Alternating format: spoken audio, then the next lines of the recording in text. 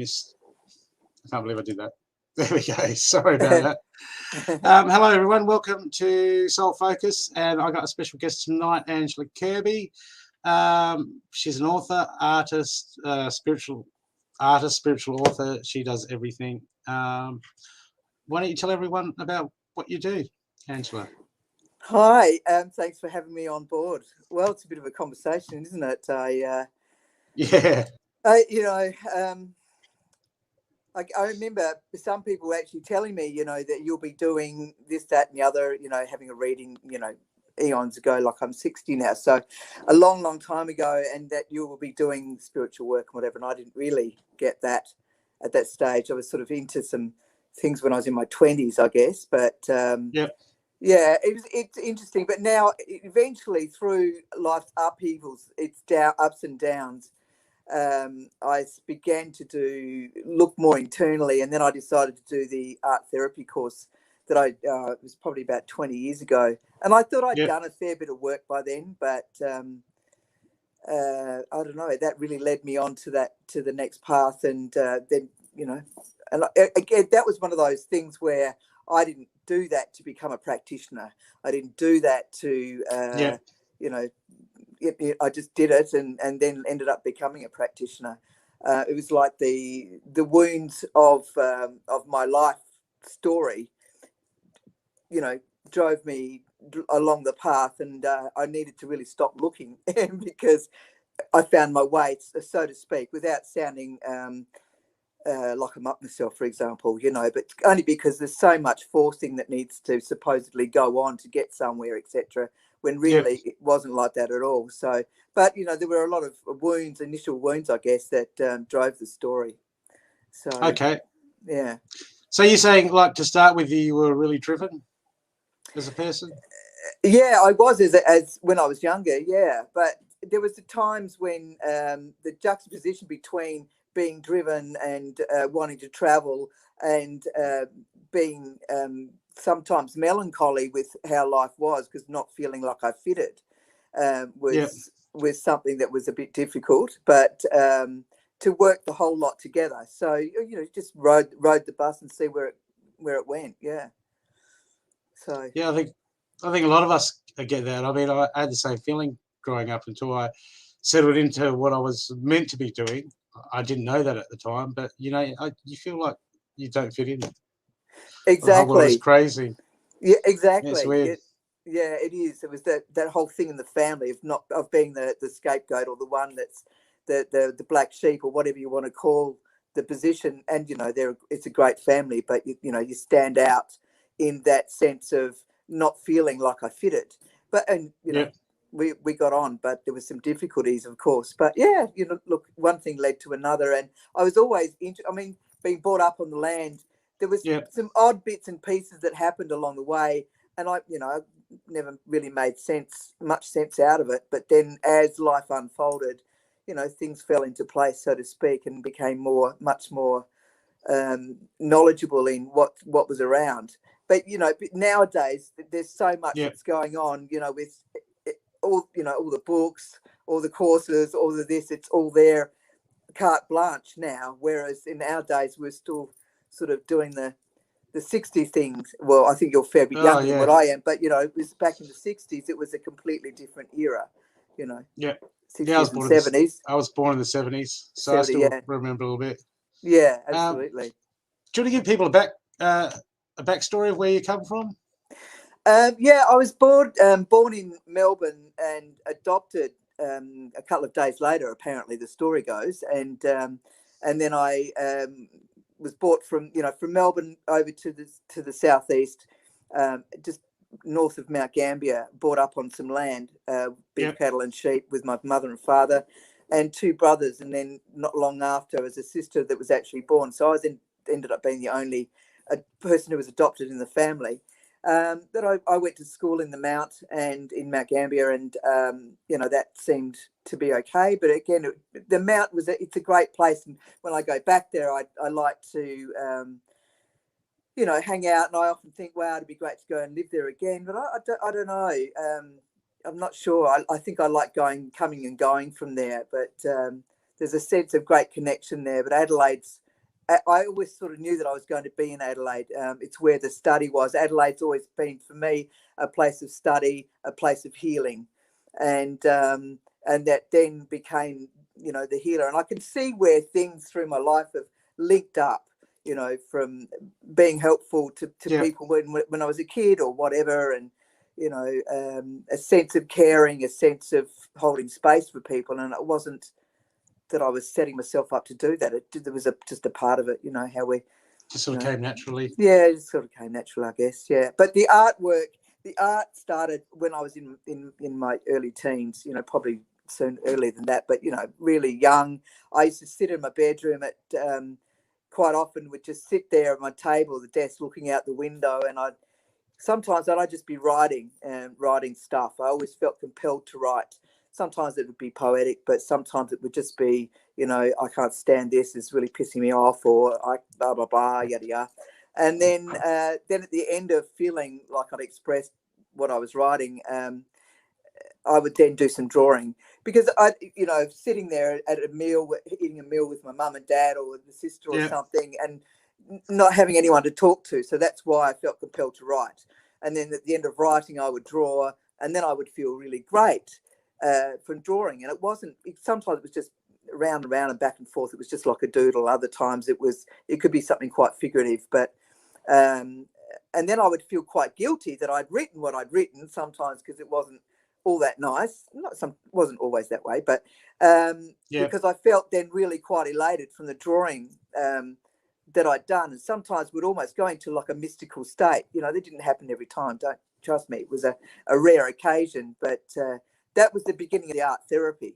You know, again, it was one of those things that I could look back and go, even when I used to, you know, altered states of consciousness, and as much as they were illegal and weren't things to be done, they were things that I did do in my teen and 20s and whatever, because they were ways of a way of escaping pain and suffering and whatever it was. But as it turns out, they were, you know, a lot of the learning about the, you know, DMT and different altered states of consciousness to be able to help explore ourselves, our subconscious, and help us to shapeshift or move, not shapeshift, but move along, move along what's ready to be shifted along, rather than just being in the 3D plane, you know.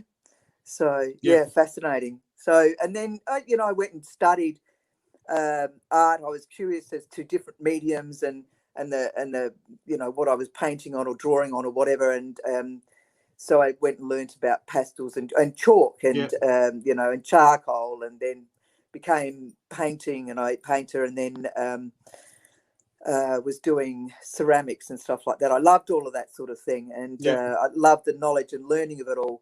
But then after a while, I felt, you know, I had a lot of exhibitions and whatever, and did all the things that you do as an artist. But I found that felt really shallow after a while. I felt that I didn't, you know, it might be my art on the wall or whatever, but the exhibitions, I didn't feel like I fitted there. The people who were there to see or buy or do or whatever, I just didn't feel like I fitted after a while. So there was a part of me that started to break up, so to speak, and shift from that mainstream way of doing art, even though it was alternate, into going to the more spiritual based work.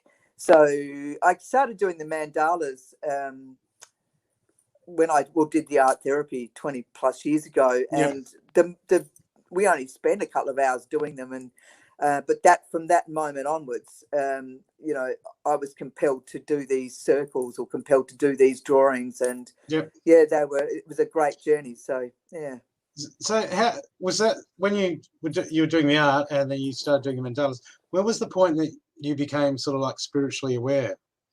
Were you always sort of switched on, or did you just there was life change?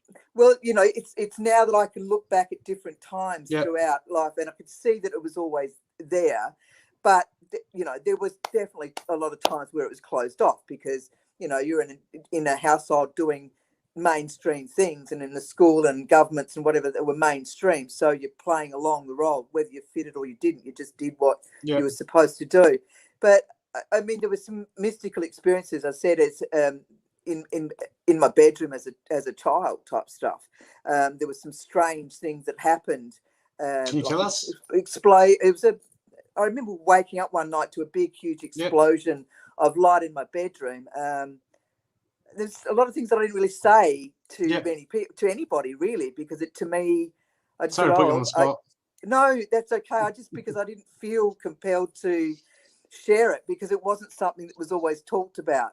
It seemed like I needed to just keep that sort of weird stuff to myself, or it seemed weird. It was a bit of an anomaly, or a bit of a time warpy stuff. And then I in my 20s, I had started to have.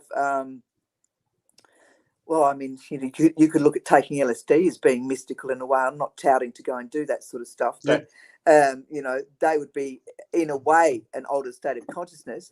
But when I started to really look at life and walk away from any excess of smoking, drinking, all that sort of stuff. So I'm sort of chopping and changing here. I then gave all of that up, and I danced back and forward for a while. But then I suppose I came across the more spiritual literature and meditation stuff in my 20s, and I had a great awakening it would have been I don't know, in my 20s at some stage. And a woman, she just took me through this guided process, and I could see clearly it was like I was in the journey as she was describing it. It was quite astounding, and that was the Kundalini Awakening, I believe now. It was. So, and then I was in an ecstatic state, like a really happy and content, and like shit didn't worry me, nothing concerned me at all, for quite some time. But then, you start to open and the dance back and forward between the old way and the new way, and then feeling really lonely, and even more, I don't belong, and I've got to leave this town. I don't fit. I don't want to drink anymore. I don't want to smoke anymore. I don't want to do anything anymore other than do my art and meet people that you can talk about. All things that were in more higher realms. Not higher because I was higher, but or better than. It's just that I was more interested in that than getting married and having children. Like my first. We're talking about house renovations. Yeah, that's right. So at 28, I remember distinctly that would be the first Saturn return, feeling like I had like that I'd actually done all right, that I hadn't failed because I didn't have a family and felt compelled to do all that. I loved my friends and their children and all that sort of stuff, but it just didn't feel like it sat well with me at all. I always knew that I would be much better as an older. I remember being, as an older person, I remember being frustrated and couldn't wait to get older, because I knew that life would make much more sense. And it does a lot more. I mean, there's a lot that I don't know. There's so much more to learn. The more I learn, the more I realize I don't know, all that sort of stuff. But I love the knowledge, and I love what's around now. I mean, the last 18 months, I have never, I mean, I used to listen to a lot already before then, but now there's just, everyone's popped out of all the light workers, all the star seeds, all the, the awakens have really popped their heads up, so to speak, and are really opening up and, helping this big transformation that we're going through now. I think that's really exciting. I love it.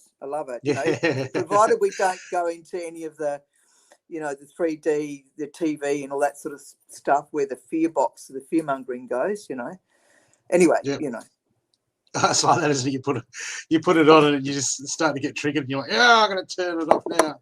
Yeah, that's right. Yeah, that's right. Yeah, well, it's an interesting time now, like it is. Your tower moment. And if you've been awake for that long, you've been watching this play out for a while. Well, it was that spiritual teacher many years ago. She said to me distinctly, make sure in this particular time that you are somewhere safe, that it's and you've got plenty of storage of food and whatever. So make sure you've got plenty of water and food. Things been going on for years. And if I'd started storing all that stuff from years ago, you know, it's enough having all my books and my artwork, let alone all that. Yeah, where do you put it? Yeah, where do you put it? So, yeah, and as it turns out, it's Adelaide, and it is the right place. It feels like a good place to be. I mean, as a kid growing up in the Mount, we always looked at, you know, Queensland would be the place. But no, I love Adelaide. To me, there's space. You can be at the ocean in 15, 20 minutes. You could be up in the hills in 15, 20 minutes. You know, you could be out, you know, up north on the way out to the desert pretty quickly, or down south to the grapevines and, you know, the green of whatever. It's almost like it's the right size, isn't it, Adelaide? It is. It is. Yeah, it not is. too big, not too small. Yeah, and all those people who might have bagged us years ago in those other states in Australia might be a bit, little bit, oh, maybe we should have stayed there. It only takes me 20 minutes to get to work. yeah. Well, I'm already at work because I am where I am type thing. I work from home, so which is great. Yeah. So, so what were some of the looking back at your steps as you become awake and you become on this spiritual journey?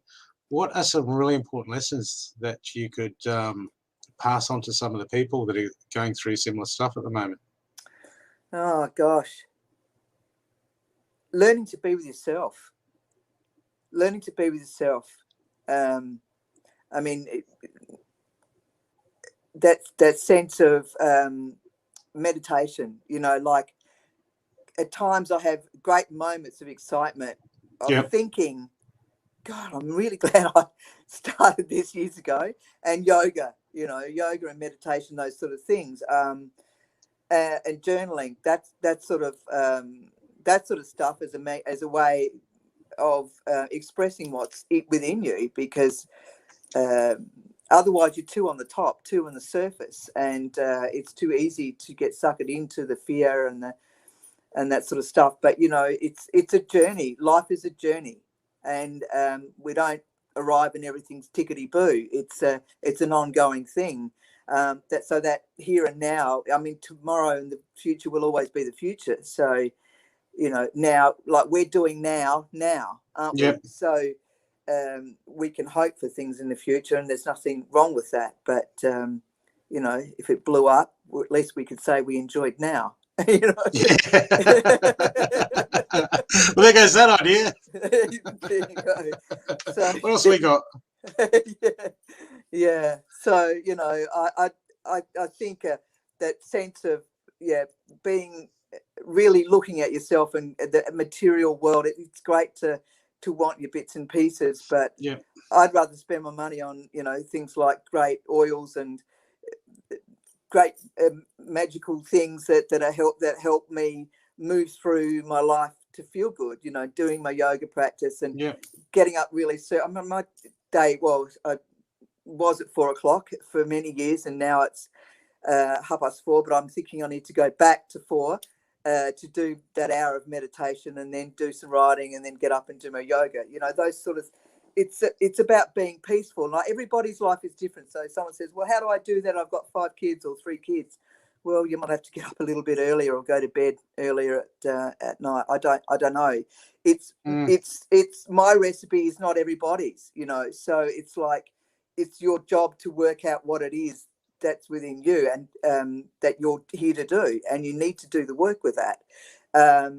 So what you put in, you get back, I guess. And sometimes that work could be sitting down and being with yourself in silence for long periods of time, or, you know, being creative, or, you know, having a snitchy friend that you're snitchy to, because for you to realize that it's you that's snitchy, and do some work about that, and stop whinging about it. And, you know, like, you've brought that person to you to learn that story. Look at the mirror.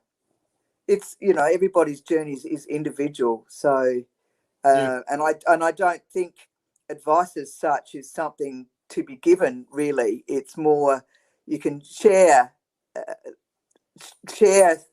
moments and ideas and whatever. But if I'd followed my brother's path, for example, who's an accountant, and I sat there and I calculated and I did this and this, doesn't work for me. None of that works for me. Doesn't work. In fact, the more that I throw that sort of stuff out the window, the more that life works. Whereas for him, he's needed to do that. It's really funny. So, and that's not a criticism, you know, that's just the way that it works. But it's learning to give yourself the gift enough to fall in love with yourself enough at a deeper level. Not a look at me, aren't I bloody beautiful? It's not about that. That ego stuff needs to be clamped down, so to speak. I mean, ego's great, but it's clamping down and getting that heart-centered sense of love, that when you look at a tree or a flower or another person, you get that feeling of greatness, you know. So it takes a fair bit to get the shitty stuff worked through, so to speak. It takes a lot of work.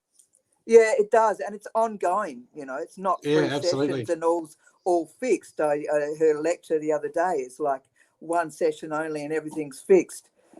You know, I got a bit triggered through that because in some instances he was correct, and some ideas were correct. But Jesus, you know, what about people who come? I'll get one of those. Yeah, put me in for a session. Yeah, that's it. All fixed. You walk out one door and, you know, come out the other. All right, you know, Ascension, here I come. Done.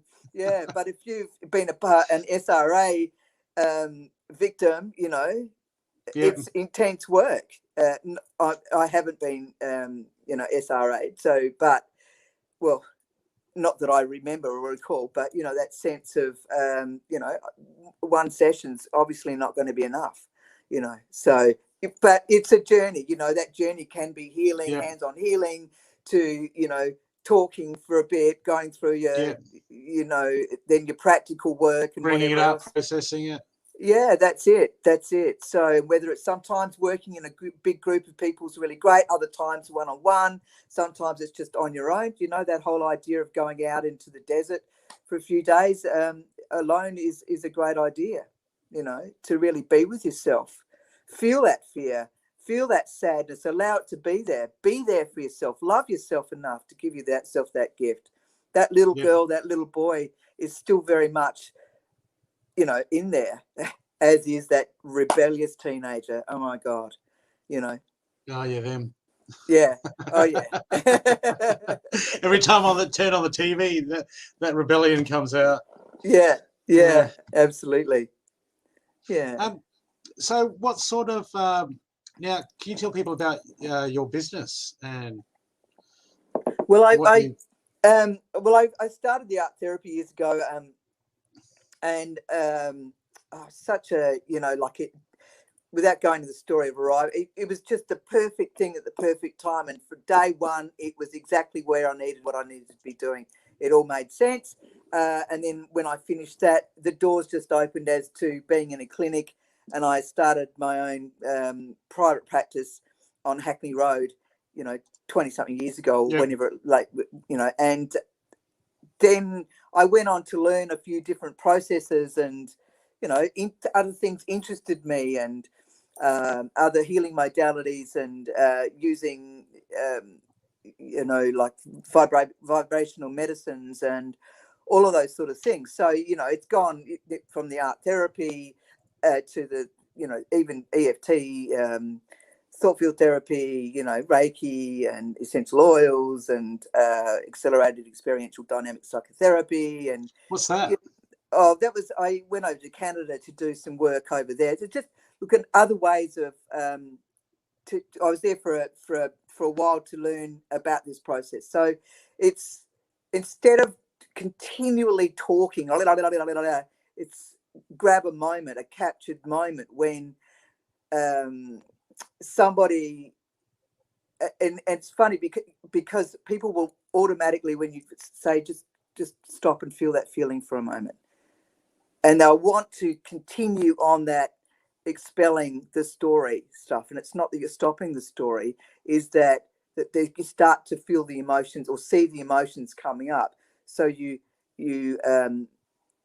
inquire about that moment, you hold that space, give that felt sense or that feeling, that emotion, a space to express itself, rather than continually railroading onwards. you can go back into that or onto that if it needs to be. But that part of your body where that memory or that stored response has opened up, and it wants its space to be heard and felt. So so it's, it's in recognizing that. So you need to be fully aware of, and with the client, of course, to be able to get the captured moment.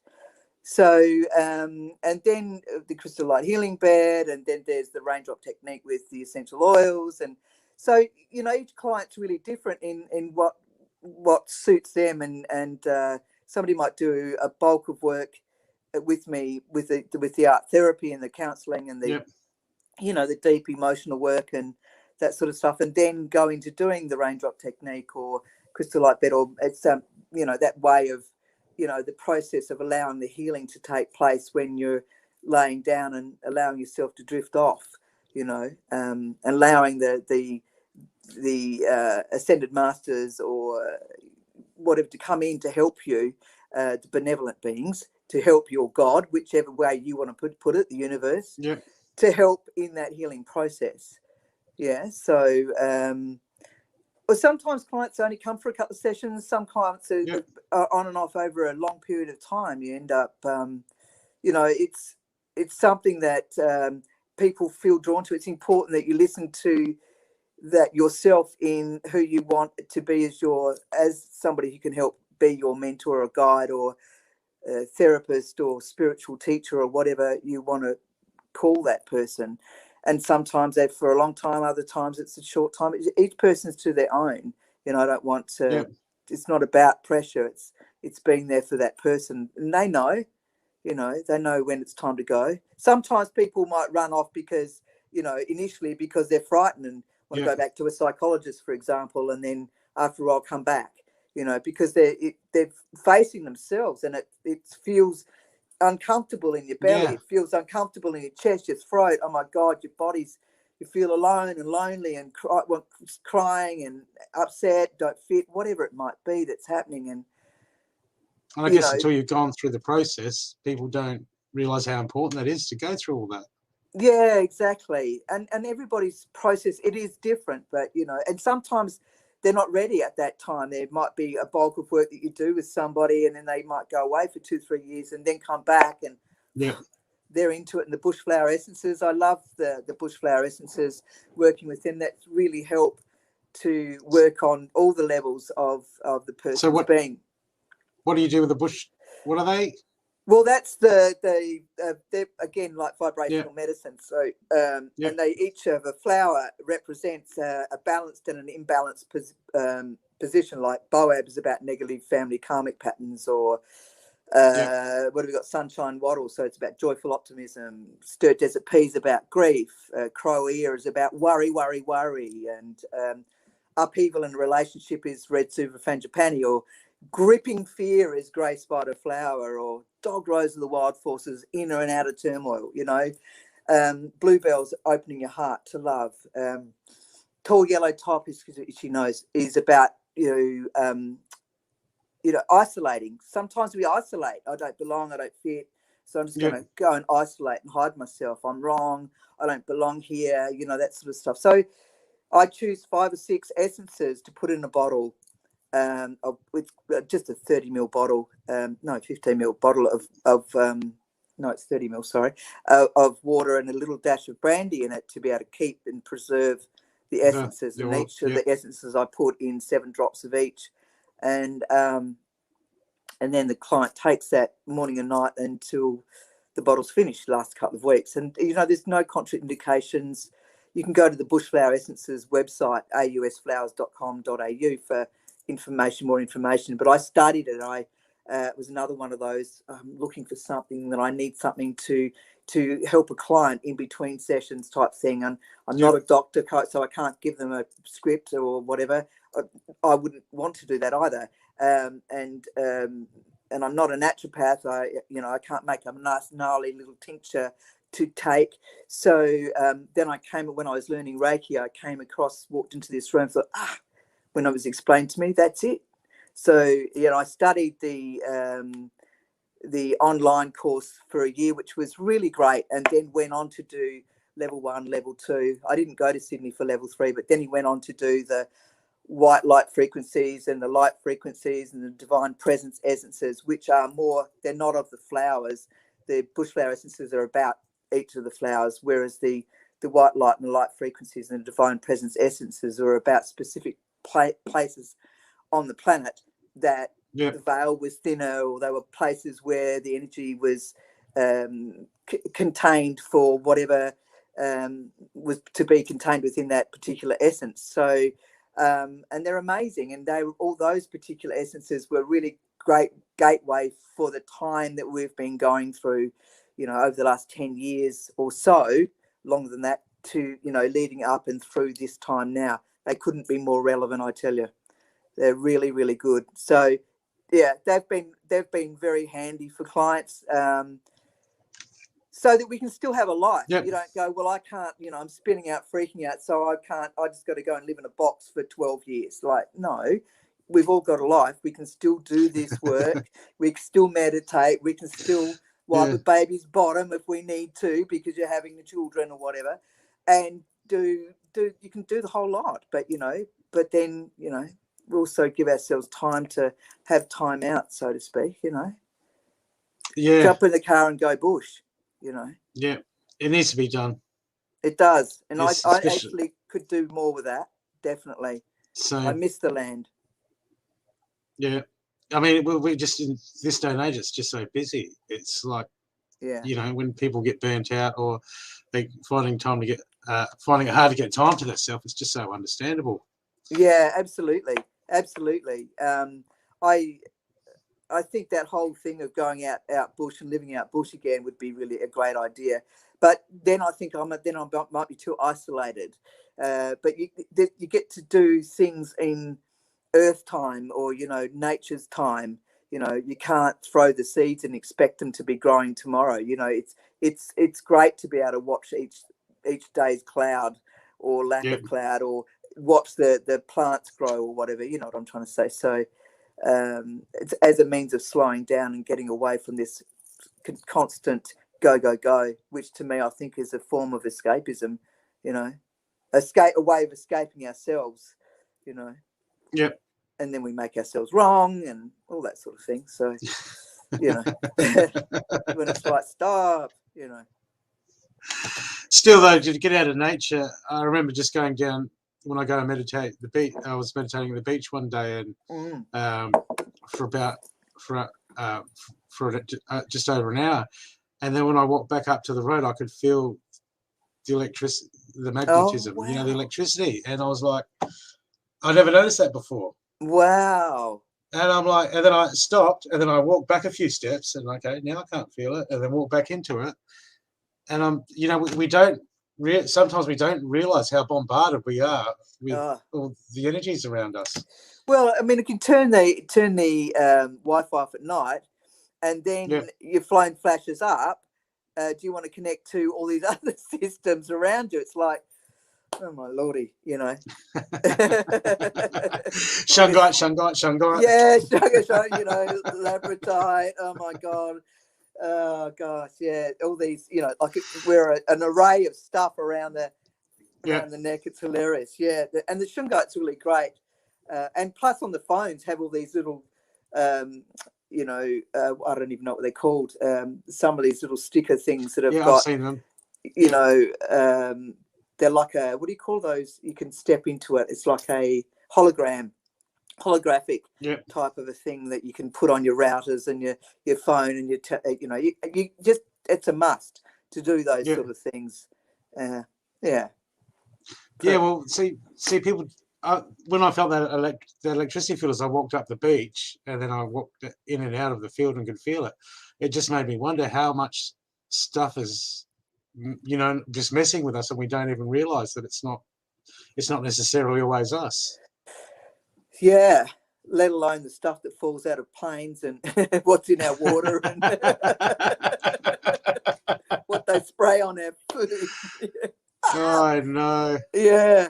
I don't even cook with tap water. No, No. I get water delivered, which is really great. And his young Julian, he's just gorgeous. He drops off the water every Friday, and sometimes if I'm not with the client, I get to chat. But yeah, it's great, and it's good water. I mean, the water's not as good as what I was brought up on, rainwater. We had a huge tanks of water. I could almost eat that sort of water now. It was so much flavour and just beautiful. Yeah. Yeah. Adelaide Have you got any stories?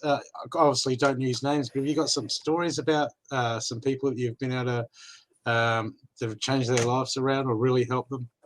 Standout ones. It's look, there's always ongoing progress with people who've come in and seriously frightened and definitely no bushflower essences. Oh my God, that's like the devil, and like in a lot of fear. But then turning up regularly to do the work and doing the work at home, like writing and going for walks and stuff like that. This how they end up being is beautiful. I mean, they just glow. You can see it. The other day I was working with somebody, and at the beginning that face was quite hardened and quite lined, and by the end it was very glowing and much more at peace and just relaxed, like a soft baby's bottom. I don't know what the baby's theme is tonight with me, but I'm using that as a bit of a metaphor at the moment. But yeah, really just they're, and then it's saying, listen, you've done that, but you did, but no, you did that. I just hold space for you to allow yourself to release what's ready to be released. And your body automatically does it. You provide that space where they feel safe and calm. I mean, there's many stories really. It's, and I see a variety of people, right from already spiritual to quite closed in that regard, to police people and nurses and doctors, psychologists. I see a wide variety of people, and and initially there can be some transference going on where, maybe you swear, or maybe you shouldn't be doing this, or, or maybe I shouldn't be here type stuff. There's a bit of a dance that can go on sometimes as they try and as the eagle starts to land, as in the client, because they can feel. So it's important for me to hold my space, my ground in being there for a person as they express themselves. Because I suppose what I'm trying to say there is that sometimes there can be judgment in what they're expecting me to be, and a lot of times it's not like that at all, but sometimes they can turn it around, and this is not about me, this is about doing the work. Okay. And I really love the honesty that can be shared in this room, the depth of emotions that come up, that expression, and how people, they fly basically, whether it's me or somebody else doing the same thing. It's not just me. I can't do all the work. We're all here to help each other in whatever capacity that we're here to do it. So, but I love the work that I do. So it's not something that I see myself retiring from, because it's great to communicate with people. It's great to help them in the journey, to see, somebody who's 50s or 60s or 40s or whatever, and who's had a lot of abuse, or who's had, a lot of trials and tribulations in their life, and start to release it and start to trust themselves and trust their lives more. It's powerful, and some of the clients I can, I think about from time to time, and I have a really soft spot for them, and there's a lot. A great heartfelt passion for them. They're just, beautiful people who gave themselves the opportunity to open themselves up to who they really are. That's a part of if we were looking at life, that's a part of the University of Life. It is a freaking classroom. to be yourself or not to be. You know, you decide. But we don't know that. We don't know that until hindsight. You go, shit, if only I'd known. You know, I'm going to wind back that bloody clock again, you know. That's it. Yeah, but, you know, life is funny, isn't it? So, I don't know. So you work with a team. You work with a team of people. My team of people would be, you know, like people like Matt, who does from Tonal Range, who does my website, and he's a great guy. I've got people who do print my artwork, you know, or there's been other people who have printed my artwork, you know. Occasionally I chat to now that they do other stuff, so they don't do my printing now. Who else?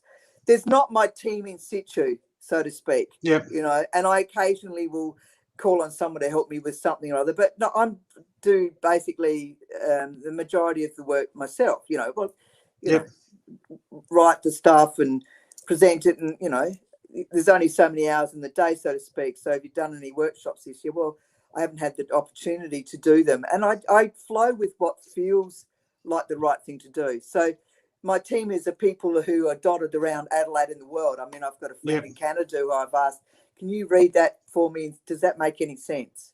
And part of that, I've got no idea. And there's Kate McEwen. She's been really good. She helped me with my book. Seriously. I bet she regretted saying, yes, she would help me edit my book. Oh, my God. What a joke. That was a really big journey, and I'm very, very grateful to her. And, you know, one of my teachers, the one who taught me the art therapy, I mean, he passed a couple of years ago, and he was a great mentor and a guide in my life. He could be a bit praddish at times, as we all can be, but, you know, an interesting character.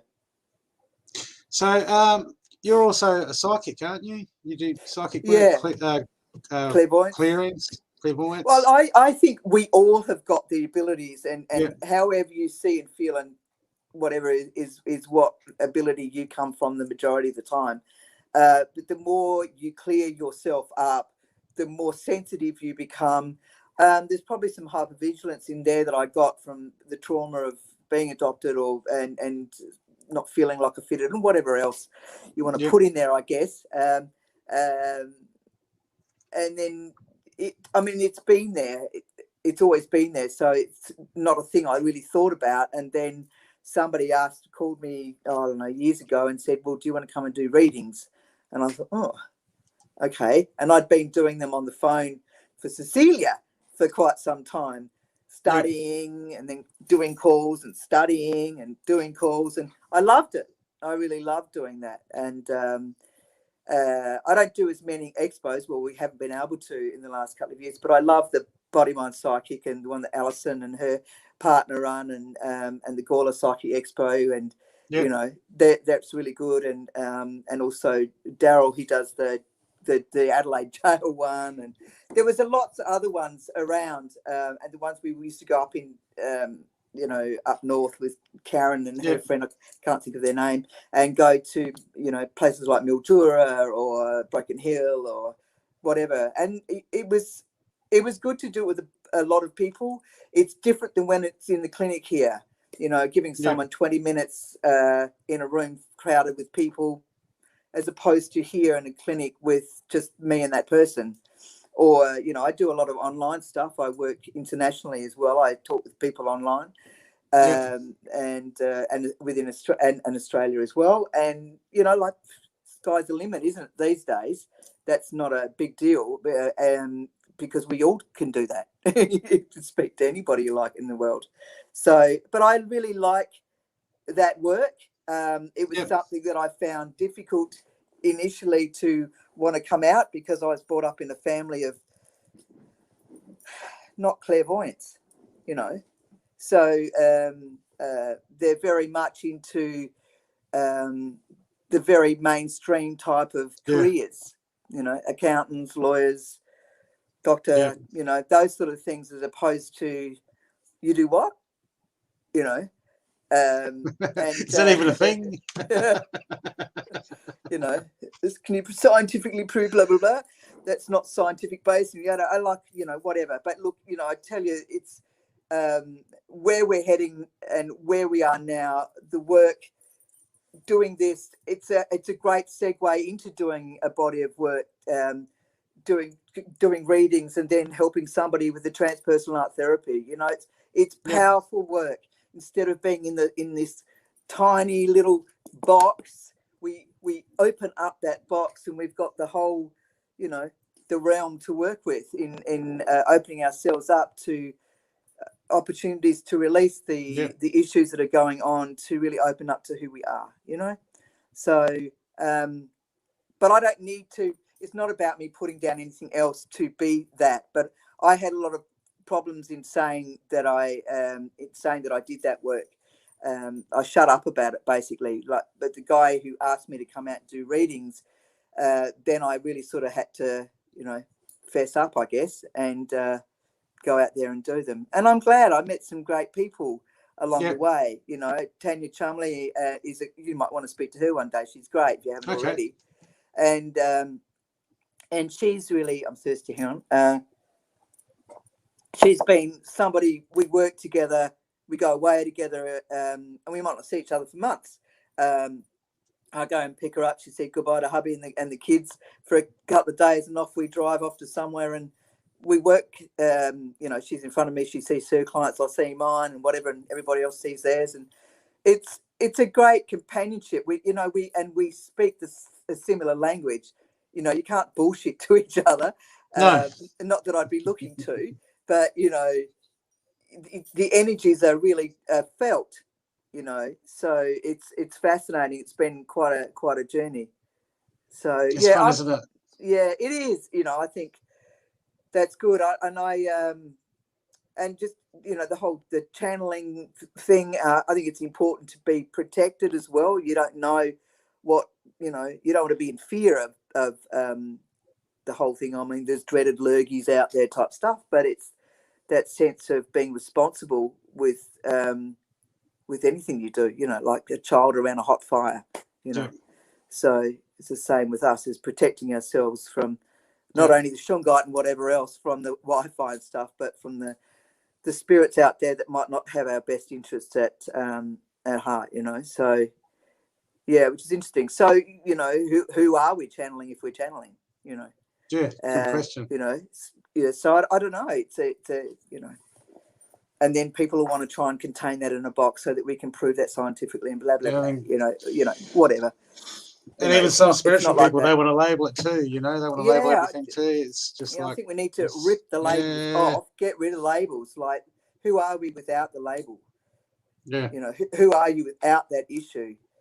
You know, and sometimes you can say something like that in a calming way, and it just opens the floodgates, because there's a big realization that hits, and bang, you know, and then they realize that they've been intuitive, you know, clairvoyant or clairaudient or clairsentient themselves as long as they can remember, but they've never really. It's always been in the back docs, I suppose. So yeah. But I guess I mean, you know, the whole artistic, the creative stuff, and the mandalas that I do now have all been a part of that whole thing together. It all marries itself together. For me, it might be different how it sits with somebody else, you know. So, yeah. Do you want to? We can take a look at a couple of your mandalas. You can explain to the people what they are, and yeah, sure. Because I was reading your book today, and the mandalas, when you focus on them, and I could feel the energy. It was like, you know, it was like using a gutsy crystal, and I thought, wow, these things are great. Yeah, well, and I haven't made them into a deck yet, so anyway, we'll start at the beginning. A mandala is a Sanskrit, an ancient Indian language. It's a Sanskrit word, and it loosely means circle. And Carl Jung was the one who brought it from the east to the west, so to speak. And that's the whole series of stories. But then when I came across, I had a boyfriend years ago. I remember he had this circle tattoo, and it was just an outline. And I remember thinking, wow, I really loved that tattoo, you know. And I ended up, you know, I hated tattoos, but then eventually I got a tattoo, and I thought, well, it's got to be a circle. I spent quite a bit of time drawing this circle, and I fiddled around because I thought if I'm going to put anything on my body, it's got to be my design. Anyway, so I did that. But then I came across with the art therapy, the mandalas. We studied that. It was a part of one of the modules, and you know, the rest is history. You know, so I basically that whatever you put inside of the circle or immediately around it is a means of healing. It's a means of your, like, I'm drawing my prescription. I'll put one up. Yeah. For everyone at home. There we go. Yeah. So that was one of the more later ones. I'll just look this one up. It's let me have a look. So if we look, okay, going back to that one. No. Whatever there. Where did it go? All right. So that one's called Darkness. So it looks like quite a buoyant one, you know, quite a buoyant picture, colourful, etc. But it's about, you know, diving into the abyss for, you know, only on the surface you might feel lost on the surface. So this one's inviting you to go more deeply within, to be able to open the doors to who you really are. Yeah. Okay, so and that the wisdom is within you rather than looking outside of you. Okay, so you and I as teachers, as guides, as spiritual guides for people is a part of our job, but we're a part of the bridge for people to move across. So it's inviting that person to, you know, to dive deeper, that particular one. And if you've got another one there, I can see. Well, the thing is, if you went to my website, there's one actually I did here earlier this year called Ascension. It's a very pink one, and it sort of goes up into the. Let's see if you can get it. No. Okay, so that was done. Gosh, when was that? I think that was done a couple of years ago now, and that's a dragon around the outside. So it's actually done 2020. It was done last year. Oh yeah. So the invitation of dragon energy offers protection for you and what you have created over the time. So, you know, some of which is birthing itself now. So as you can see, the dragon is actually, you know, underneath, but the tail goes all the way around the outside, and that back leg's sitting back there, ready, in the front legs. You know, so you could it could easily get up and run off, but it's also holding and protecting what's growing inside and what's opening up. And you know, and when I work with the mandalas, it's you know, there's the blank page on the easel, and I'll draw the circle when it feels time to draw the circle, and then I will then start to get bits of information about what I need to do. And anytime I try and maybe do a thumbnail sketch or to hurry something along, it's like, no, you know, it's not about that. Whereas learning to be a visual artist, when I was doing all the art, you know, you're learning the different mediums, you're learning the different designs and, you know, thumbnail sketches before you do the big piece and blah, blah, blah. Whereas this, it's like you get downloads of information. Now it's time to go and draw this. And then sometimes it might sit there for weeks, sometimes even months. You know, one year I think I only did a couple. You know, it's slowed down a lot in the last 2-3 years, but and then it might go really quickly. Something might happen within, you know, be done and executed within a couple of months. You know, so they're interesting. But each one, it wasn't when I started this particular series, and I'm up to number 66 now. I started this particular series in 2007, and these mandalas would be the ones that are for the world, for work as an oracle for all of us. Yeah. Whereas my own private little ones and my own private little healing, whatever they are, these are too, but these are for a much bigger picture type stuff. So my job is to get out of the way and draw what needs to come through. And then it's the same with what the meaning is as well. And with my book, instead of having it as a having a deck of cards to go with the book, the mandalas, not all of them obviously, because the series continues, doesn't it? So what I do is you get yourself, there's 54, so there's a specific area that the book of the book that they're in, and you just say, okay, so what is it that I would like to learn today, or what is it that I need to know that helps me through today? Whatever question you need to know, or an answer, probably not a yes or a no, let's be a bit more broad detailed, but not a definitive yes or no. It's like, what could help me with the situation related to blah blah, and then get yourself feet on the ground, big deep breath in and out, and clear yourself, and then just open it up. And so this one came up, which is support. So I don't know, it's hard to sort of focus the mirror anyway, you can't really see that one. It's number 23. So this was done fairly early in the scene. So it was done probably 2010 or 12, I don't know, something like that. But it's to gather support systems together that help to heal you and guide you on your path. So, and it's time to also share with others. So each one has its message related to the question. It's uncanny how whatever's ready to be spoken, and it's not just open up and look at the mandala. It is about reading the words, because it was through the journey of drawing the piece. It's then through the drawn piece, the word, the verbiage comes. It's like they're the stages that go with it. So they're all interlinked. Whereas I remember years ago getting oracle decks, and there's the book, you have a quick look, and then you put the book to the side and you just use the deck, whereas now I will read much more than what I used to, because there might be something that's pertinent to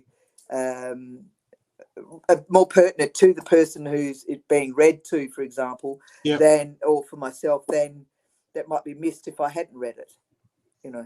Then there's times to just sit there and look at the drawing for the sake of looking at the drawing. What is it, and then doing some meditation to it, and then doing some journaling with it. How does that speak to you? And sometimes when you do like those really soft eyes, you close your eyes over halfway, like that drawing there, it starts to warp in and out a little bit. It starts to, the colors set back, the darker colors set back, and the lighter ones dance on top, so which is quite an interesting aspect. Or if you're on an evening and you've got the picture on a wall, and you've got a soft light, and or the sunsets, whatever, and that broad, big, bright colours of during the day, and it's so obvious, and on that flat surface of that early evening or the early morning, it starts to warp. So it's interesting. And how do you feel about that? What is it doing for you? What is it? What's the words of wisdom there? What's it saying? Do I feel safe or don't I? It's all a part of the journey, and helping yourself in your life. Yeah, because I opened it up and I got one, and as soon as I looked at it, I just felt the energy just go boom, as I focused in on them. They're great. Well, you can measure the amount of light that's in them as well. I've got a particular chart, pendulum that I work, and some of them are higher frequencies than others. It's quite interesting. So, okay, so they'll resonate at different parts of the body. Yeah, they would. Absolutely. Yeah, absolutely. Oh, beautiful. Good. So what we'll do is we'll go, if you want to, we'll have a look if we've got some questions. Loretta asks, can the universe mislead asking for us? Can the universe mislead us in our questions or our quests for? I don't understand that one. Yeah. Okay. Well, but the question, if it's saying something like, if you. Oh yeah, like when can it mislead us when a question? Someone's asking us a question for someone else. Like if someone's asking us something, can, like say just for a pendulum or something, can the universe mislead us? Well, if you're centered and you've got setting an intention for protection, like I always ask for protection before I start with my clients, or before I start the clearing work because I work as a professional clearer as well. So that's shifting a whole, lot of things, from spells and things that are, dead people and ancient Anunnaki implants and all sorts of different things. I've got to go and ask for, Archangel Michael and his legions of angels and whatever else to create a field of safety and protection around me. And, are you coming from integrity when you're asking questions? And how does that feel? Sometimes that doesn't sit right with me. So that's probably a no. But, are you being honest in, how do you create that neutral space? It's about getting to know yourself as well. Getting yourself and to trust yourself to get into that neutral place, to be able to allow the pendulum to do its talking. Yeah, absolutely. And we've got one here. What is your understanding of ascension, or would it be descending? Oh, that's a good question. I think because there's some people who would be saying, we're here, why would we be ascending? Or descending is about going down, isn't it? And ascension's going up. So if we were looking in the 3D world and the astral plane is the bridge to the 5D, although there's some people saying we're not only going to the higher realms of the 4D. So, I don't know, 6 1 half dozen the other. But is that sense of ascending, all right? So going up into the 5th dimension. But, as you, I suppose over lifetimes, you're going into ascending, you're going up into the different realms.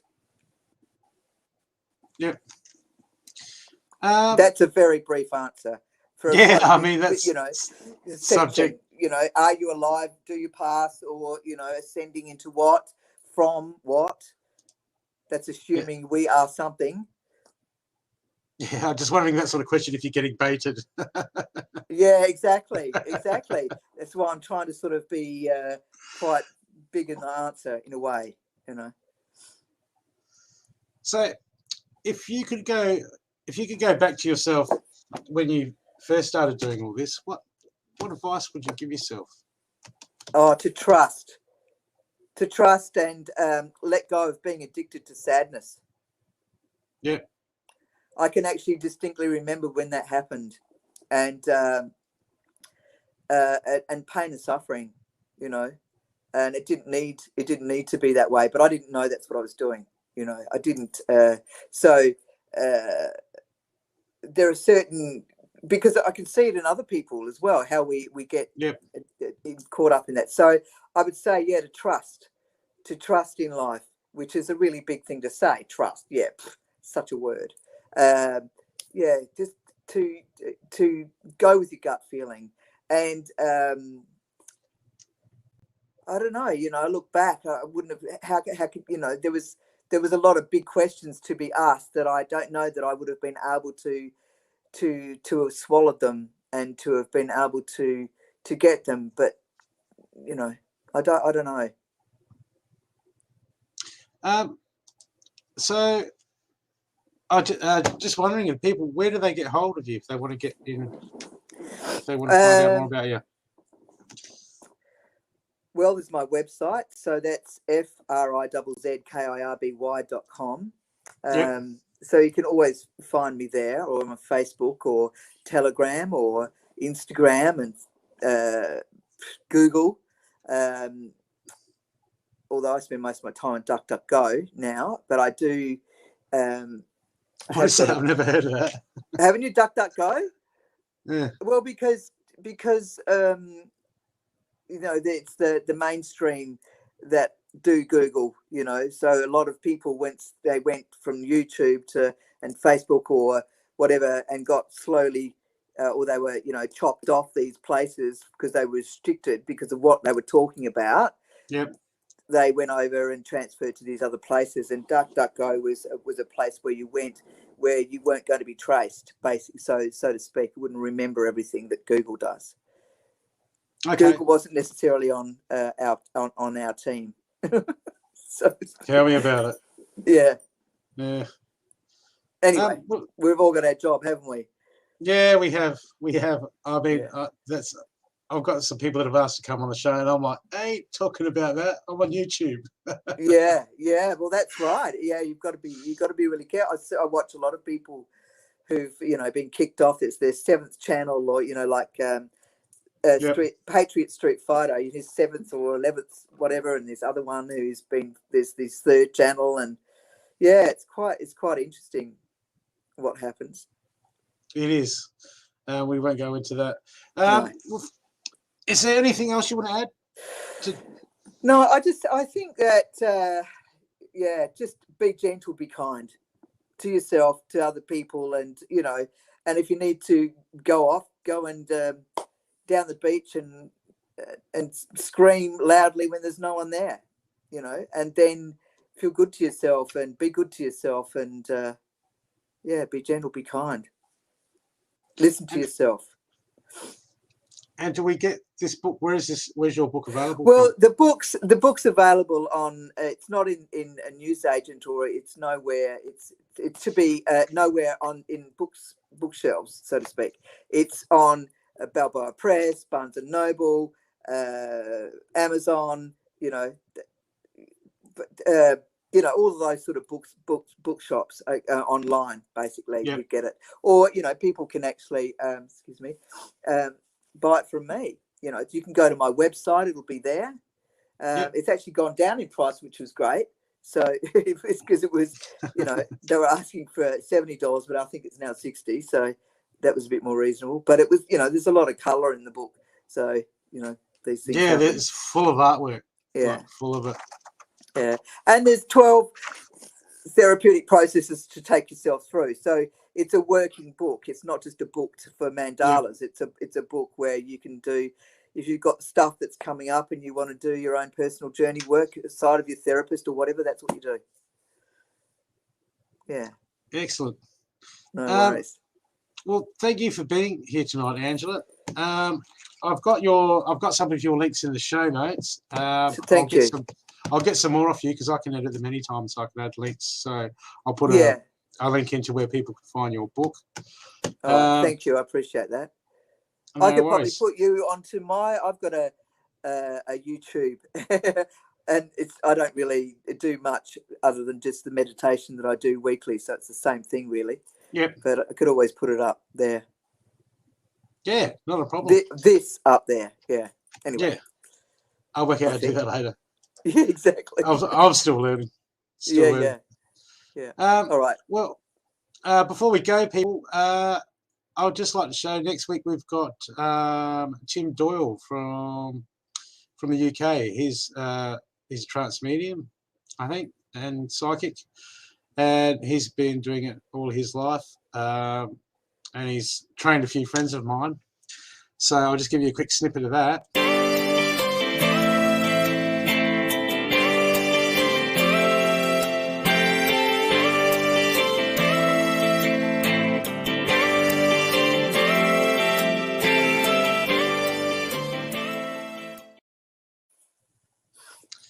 And that will be same time next week.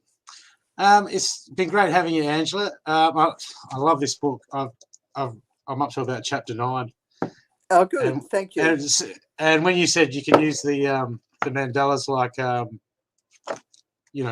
like a tarot deck, sort of like that's right. Yeah, like an oracle deck. Just reading them, I was like, oh wow, cool. Well, it's actually called bibliomancy. So you're just opening randomly at a page, and you can do that with any book, Yeah. So, but yeah. don't the punters do that with the horse races? Go, give me a horse. Yeah, that's it. Yeah, that'll be the winner, number 22. Yeah, good luck with that. Yeah, exactly. Not doing that one. Yeah. Okay. Thank you very much. I appreciate it. Oh, it's been lovely to have you on the show. Let's say much. I was just researching mandalas today. This afternoon, trying to work out what they were, and I just had no idea. Yeah.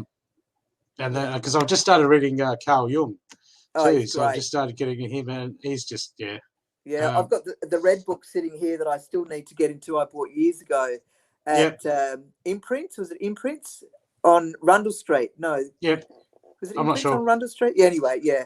So yeah, great book, and his other book, Dream Books and whatever. Yeah. Yeah, he's got so much. So good. Yeah, it's so funny talking to. Yeah, I won't go to that. Okay, thanks everyone for coming. I hope you enjoyed the show. We'll see you next week, and I've got live readings on Sunday with the girls, so we'll see you then. Thanks, Angela. Okay, thank you. Bye, everyone. Bye.